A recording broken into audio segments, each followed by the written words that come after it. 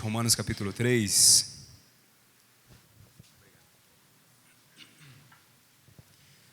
Nós vamos ler inicialmente Romanos capítulo 3, dos versículos 10 ao 12.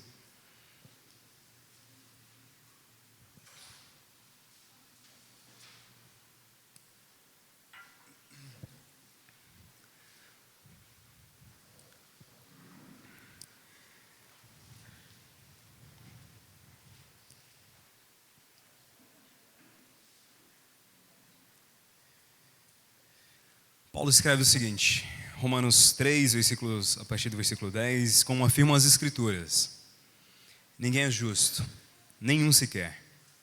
Ninguém é sábio, ninguém busca a Deus. Todos se desviaram, todos se tornaram inúteis. Novamente, como afirmam as Escrituras, ninguém, há uma completude, uma totalidade, ninguém é justo, nenhum sequer. Ninguém é sábio, ninguém busca a Deus. Todos se desviaram, todos se tornaram inúteis. Ninguém faz o bem, nenhum sequer. Vamos agora para Salmo capítulo 130. Guarde essa palavra de Romanos e vamos para o Salmo número 130.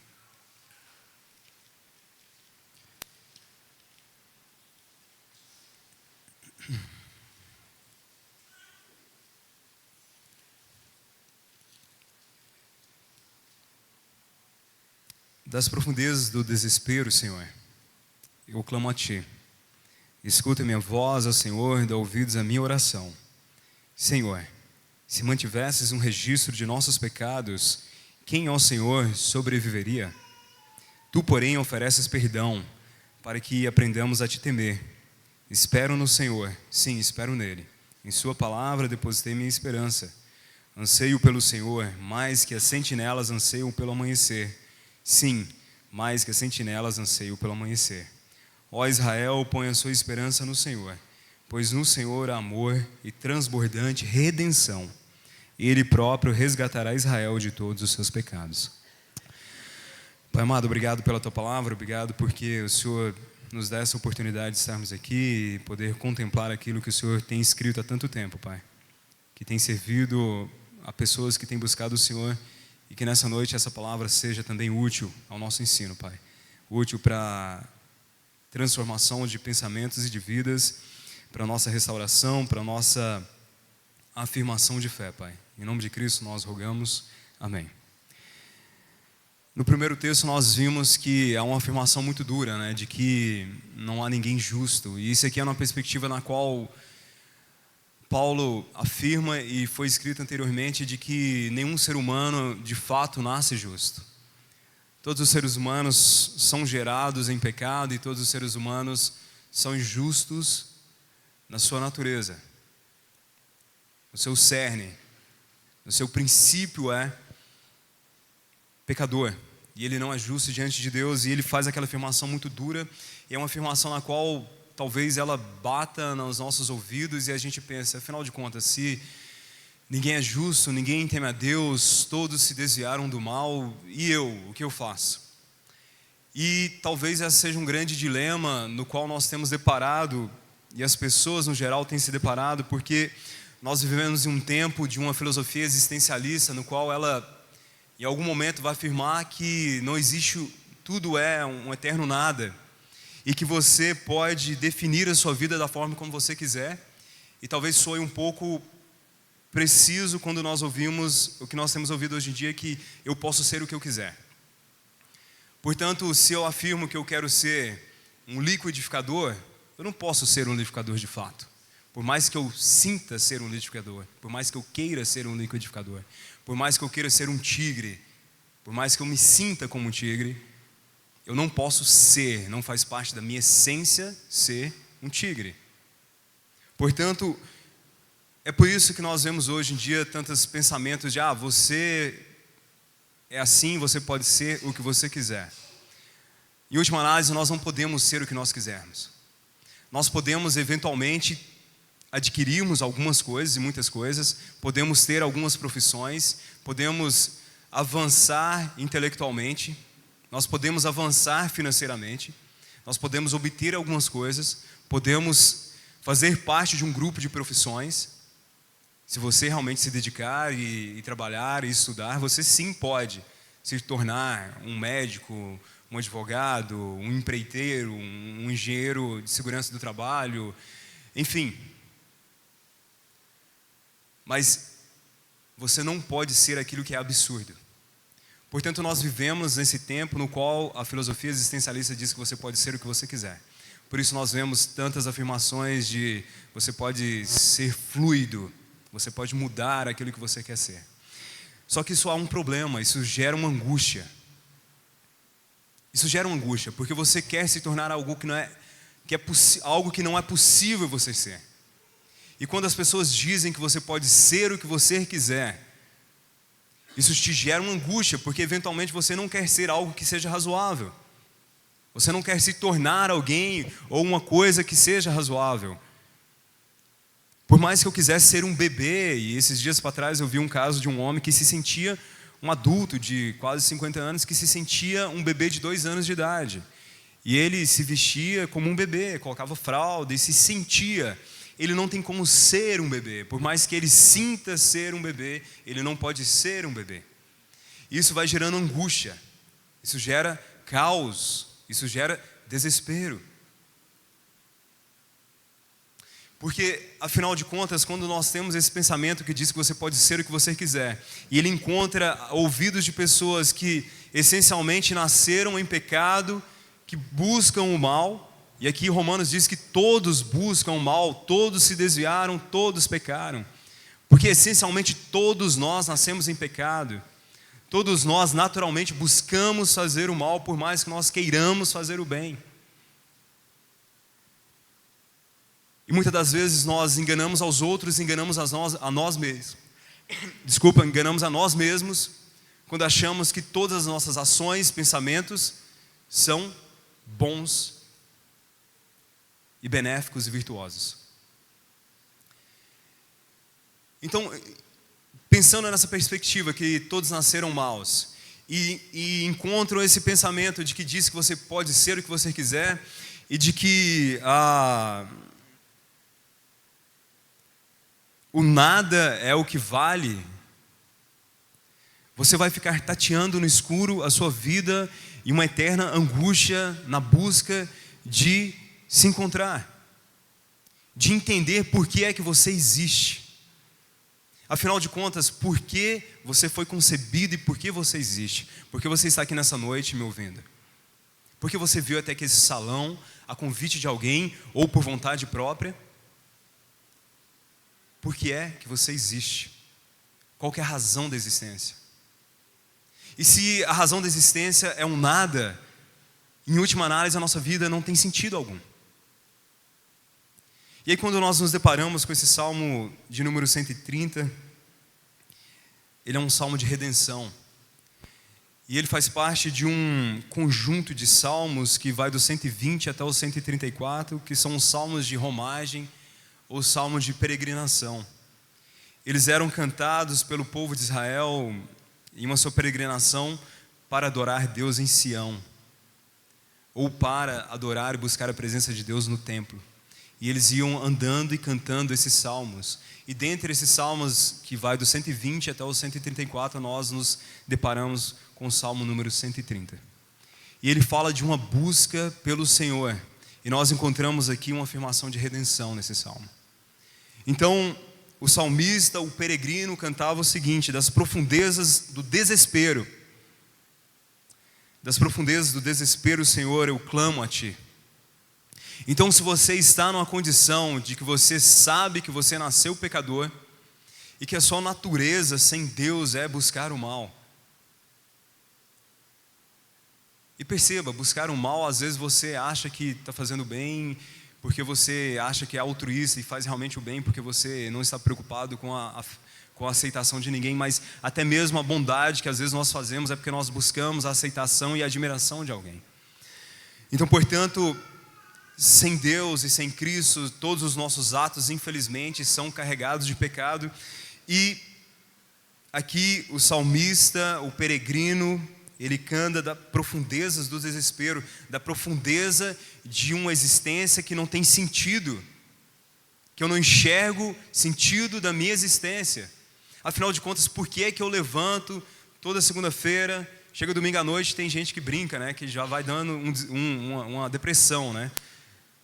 Que sabe que amanhã de manhã tem que levantar, porque tem que ir para a escola, tem que trabalhar e tal, e gera uma angústia, porque a sua vida não faz sentido, você faz as coisas no automático. Você estuda, você se relaciona, você trabalha, você faz tudo que você faz, não porque tem um sentido, mas porque é automático. Você não para e reflete sobre aquilo que você tem feito com a sua vida, com o seu tempo. Isso tem tudo a ver com o fato de você existir. E talvez muitas pessoas tenham se deparado com esse problema e tenham se angustiado. E tenham se colocado numa situação como a do salmista, como desse peregrino que diz que das profundezas do desespero. E chega um momento no qual pessoas se desesperam. Porque, afinal de contas, por que eu estou fazendo isso? Isso gera dilemas. Isso gera pais abandonando famílias, mães abandonando famílias dos seus filhos, filhos abandonando os pais em uma fase da vida na qual mais precisava. As relações estão todas bagunçadas porque, de repente, aquele indivíduo se depara com esse dilema. Afinal de contas, por que eu estou fazendo isso?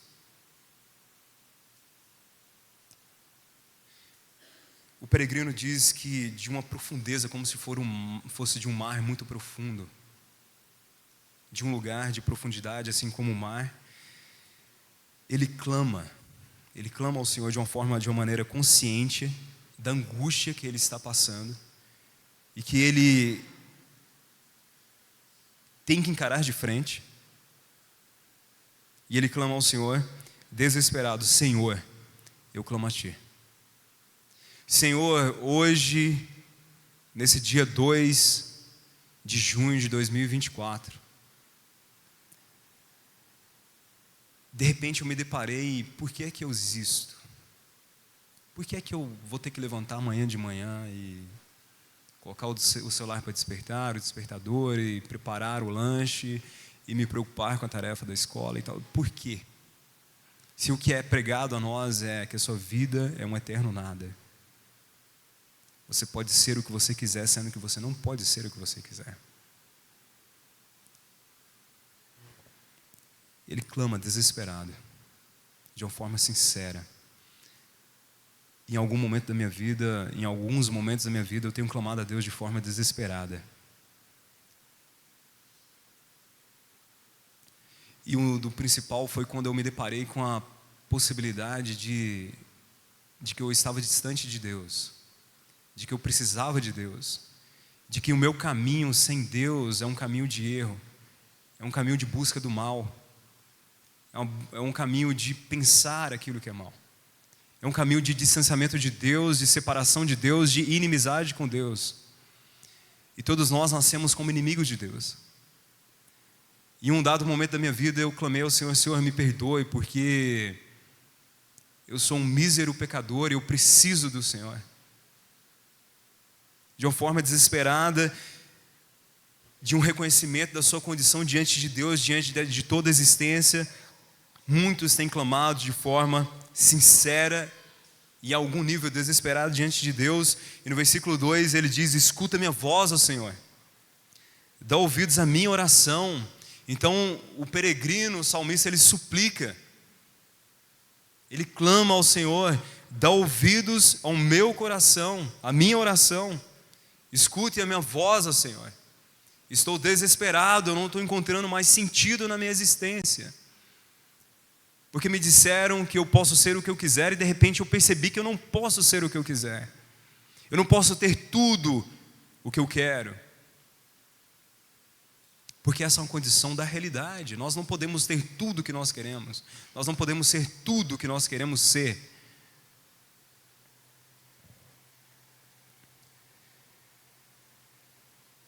O peregrino, ele lamenta os seus próprios pecados. E ele diz no versículo 3: Senhor, se mantivesses um registro de nossos pecados, quem, ó Senhor, sobreviveria? E algumas versões dizem que se Deus levasse em conta os nossos pecados, sem a pessoa de Cristo, nenhum de nós sobreviveria. Aliás, nenhum de nós estaria vivo. Nenhum de nós sequer viria à existência. Porque Deus, em um dado momento da eternidade, Ele decidiu que Ele daria uma oportunidade ao ser humano. Ele traria uma oportunidade para o ser humano encontrar um sentido na sua vida.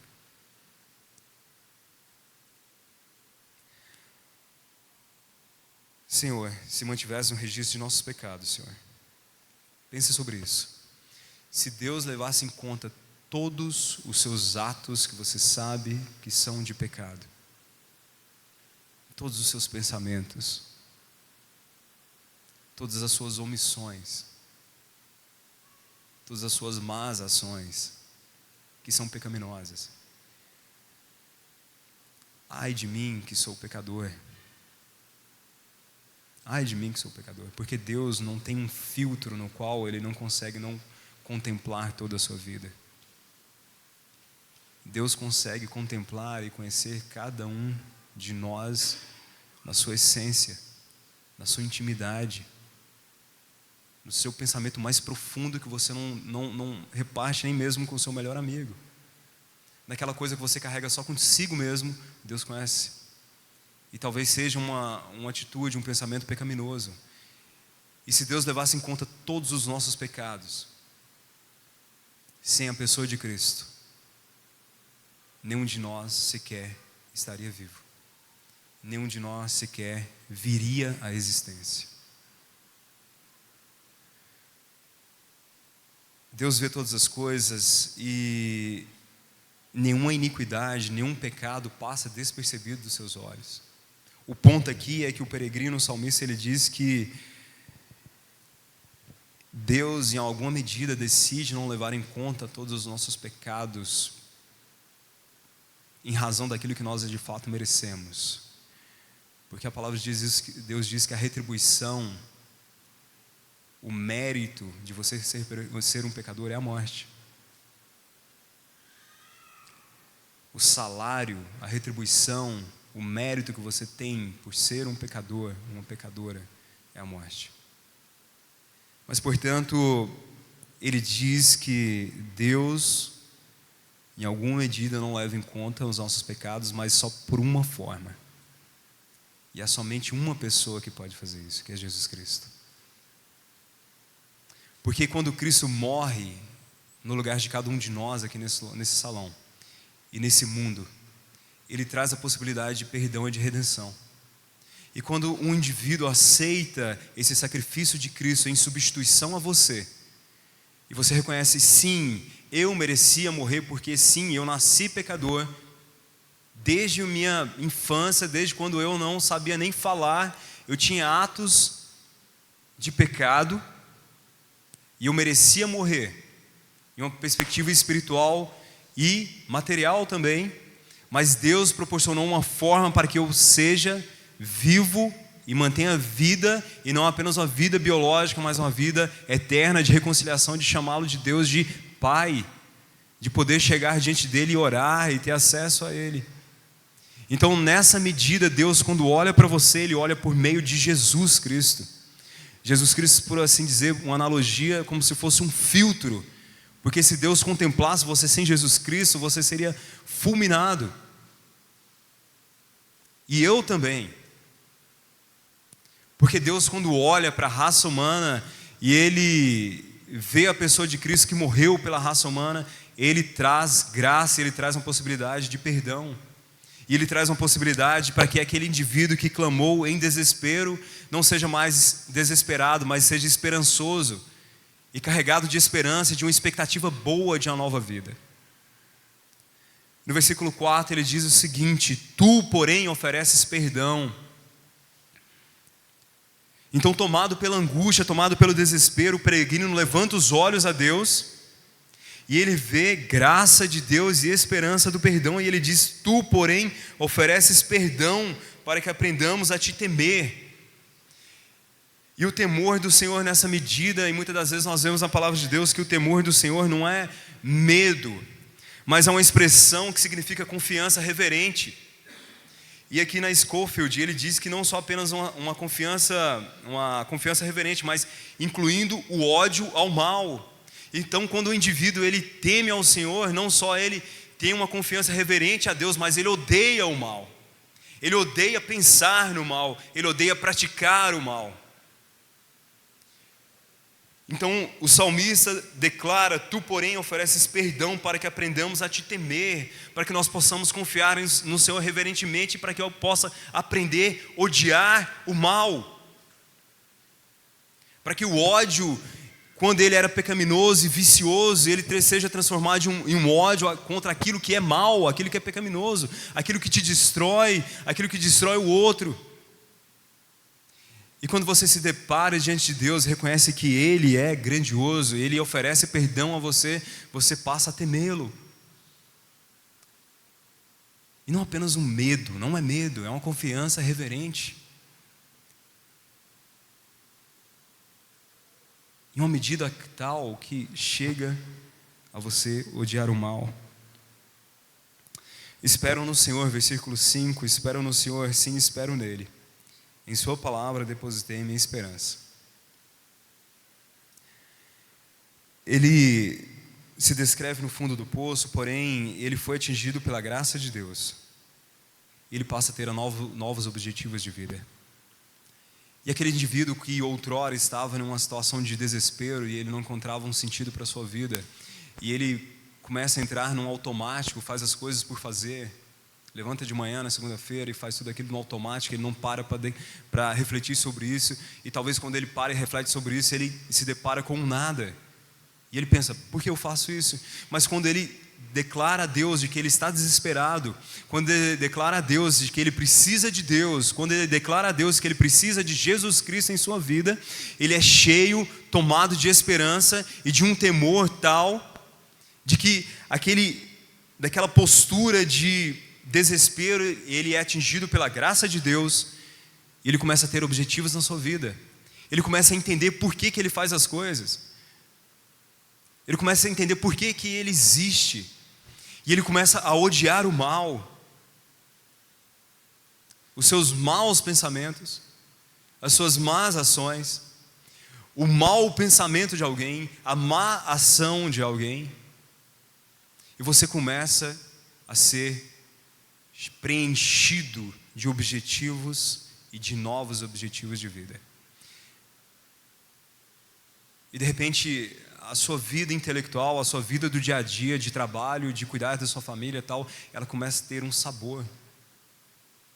E mesmo na dificuldade, você começa a entender: Senhor, a realidade é essa e eu vou encará-la porque ela tem um sentido.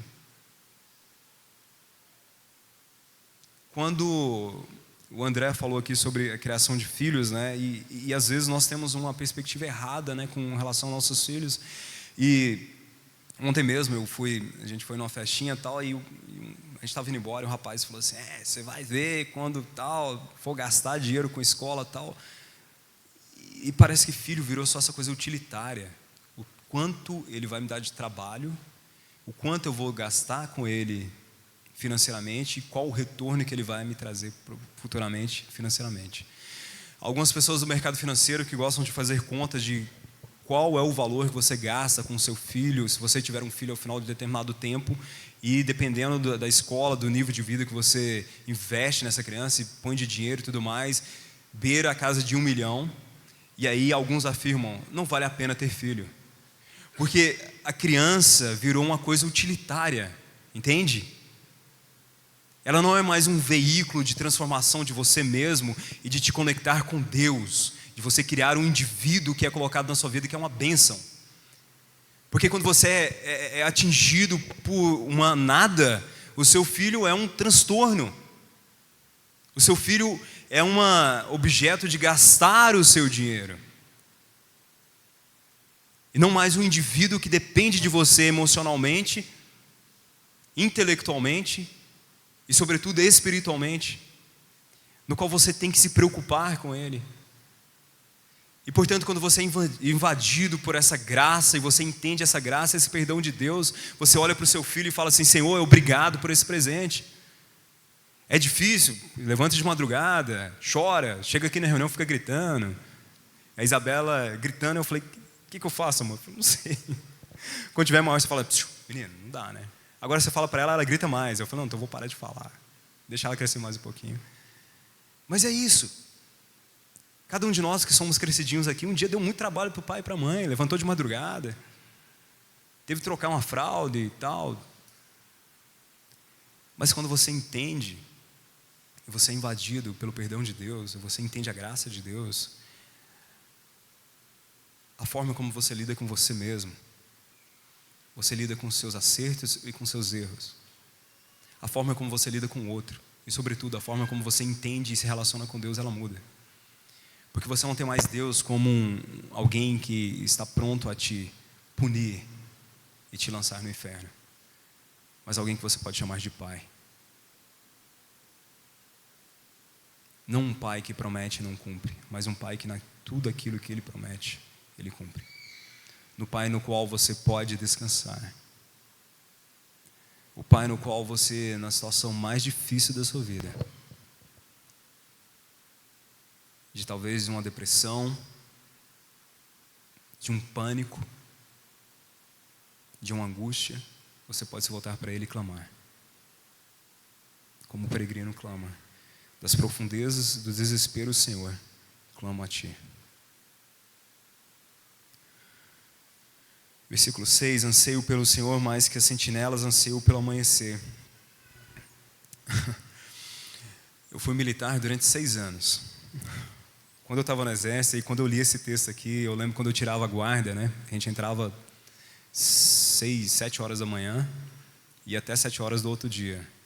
No meio da madrugada, você ansiava pelo amanhecer, porque você sabia que ia passar a guarda para o outro.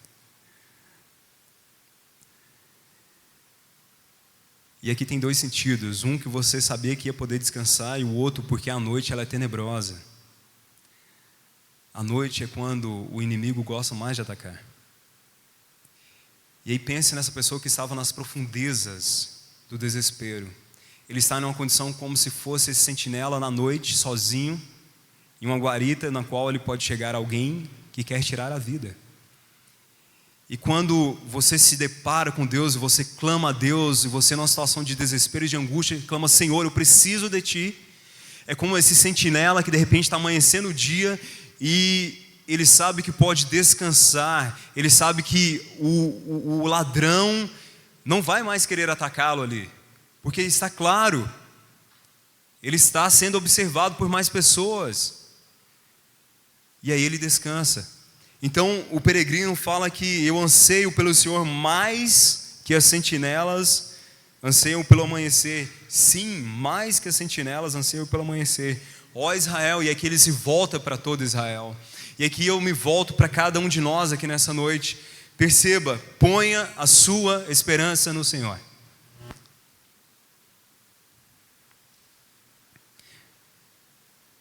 Ponha a sua esperança no Senhor, pois no Senhor há amor. No Senhor há uma verdadeira entrega de alguém que quis doar a própria vida em razão de você. Apenas em Deus você consegue encontrar um homem perfeito, sem pecado, Jesus, o Cristo de Deus, que resolveu morrer por você, porque essa é a essência do amor, alguém que resolve morrer por outro, sem esperar nada em troca.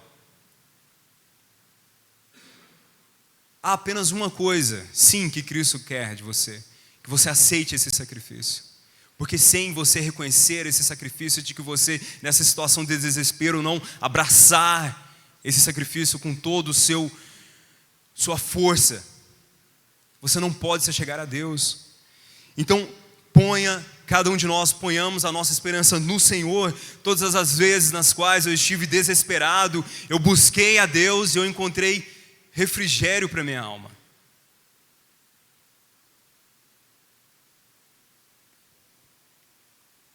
No Senhor amor e transbordante redenção. Transbordante redenção não é dada com a medida pequena, ela transborda. Deus está pronto para transbordar redenção. Deus está pronto para transbordar amor. Deus está pronto para transbordar perdão a cada um de nós. Ele próprio resgatará Israel de todos os seus pecados. O próprio Deus resgatará cada um de nós de nossos próprios pecados, assim como Ele tem resgatado muitos aqui. Mas talvez Ele não tenha resgatado todos aqui nesse salão.